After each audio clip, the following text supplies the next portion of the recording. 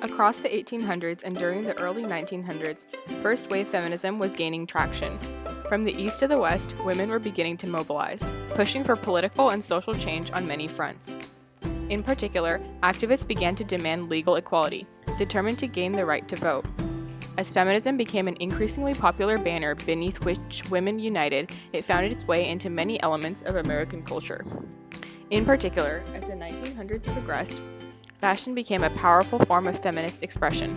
As a way to make a public statement and strong first impression without saying anything, fashion expressed the strength, unity, diversity, empowerment, and pride of women across all social classes who adopted feminism as their cause.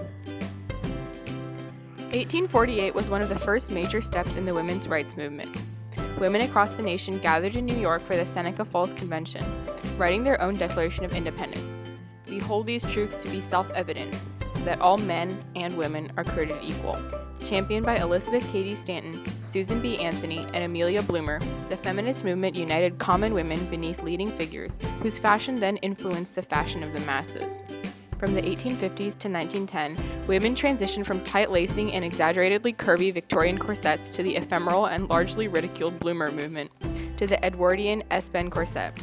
Although the latest corset continued to perpetuate the standard of thin yet curvy bodies, it was designed to put less pressure on the organs. Although this ultimately backfired as the corset increased strain on the back, the newfound freedoms in fashion reflected the unwillingness of women to be held back by their clothing. By 1920, this slow change was taking steps in radical new directions, both for fashion and for feminism. On August 18, 1920, women wearing the suffragette colors of the nation, purple, white, and green, gathered in the streets, bearing posters symbolizing the power of their movement and the victory they had just achieved, winning their own voting rights.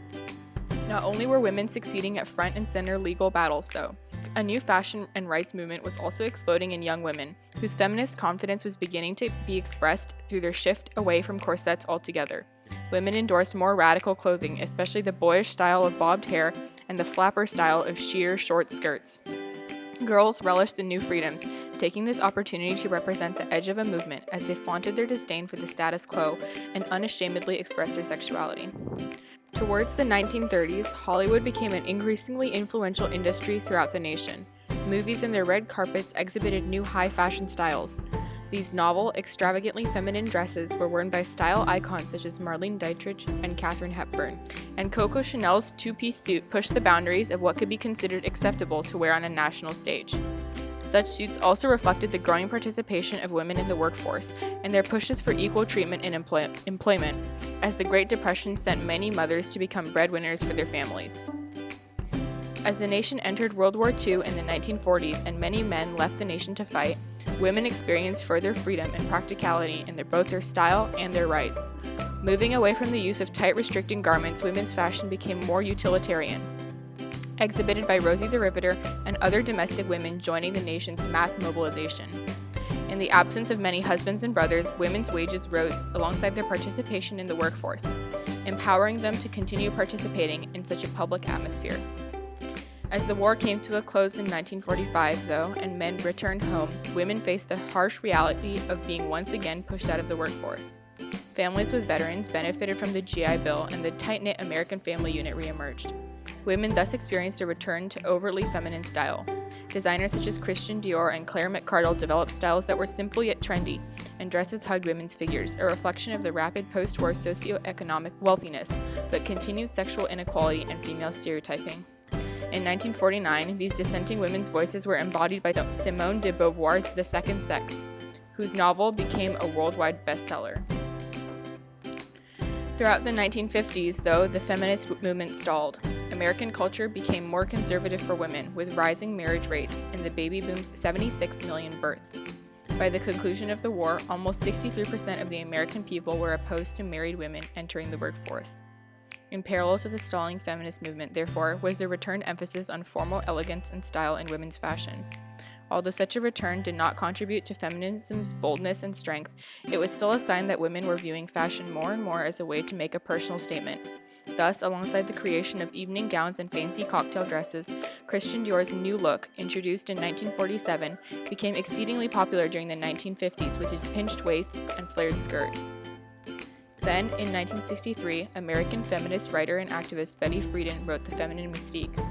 All of a sudden, the publication's ubiquity drove rapid changes in both feminism and in fashion. New mini dresses and shift dresses developed hemlines that rose above the knees, and whereas the previous decade's fashion had been a statement of feminine elegance and proud propriety, these dresses featured a scandalousness that became a symbol of sexual power and confidence for young women across the nation.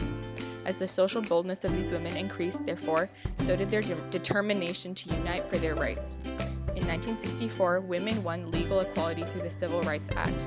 In 1965, Griswold versus Connecticut won women the right to birth control, in particular the pill, and in 1966, the National Organization of Women was formed to call for an Equal Rights Amendment, or ERA. Such progress saw continued but slow growth throughout the 1970s. Women's rights leaders such as Gloria Steinem published articles and essays calling for American women to continue mobilization and to pass the ERA. In 1975, Time magazine's Man of the Year award was given to American women. During this period of steady female participation in the workforce and in education, young and old women alike began to show greater flexibility in their clothing. Previously popular trends were remade into something sexy and free yet still colorful and fun. And as women were progressively more emergent in their streets, their style would range from dresses to jumpsuits to unisex pantsuits. Also during the 1970s was the rapid rise and then cementing of denim jeans, which could be worn practically in all sorts of styles as a staple of women's fashion. Such fashion became increasingly eclectic in the 1980s.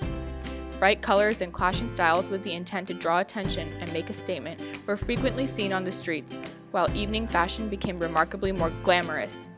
Simultaneously, the power suit became a powerful symbol of female emancipation and empowerment. This explosion of style and individuality showed the diversity of American women and foreshadowed how race, ethnicity, class, and religion would become increasingly important in the discussion of feminism.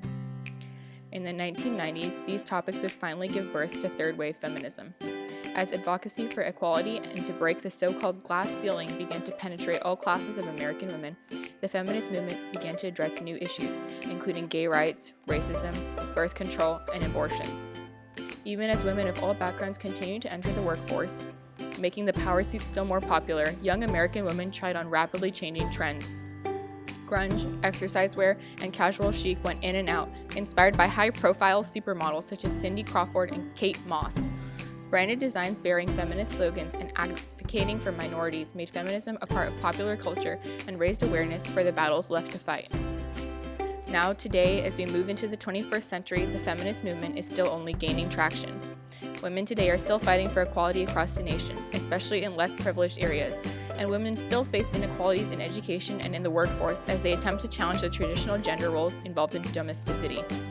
As women have learned to stand up for themselves and be proud of their individuality, their fashion has also become a mix of styles, bringing back retro outfits while developing new trends to give each person their own expression. For young women across the nation, what they wear is a powerful way to convey their personality, their strength, and their femininity.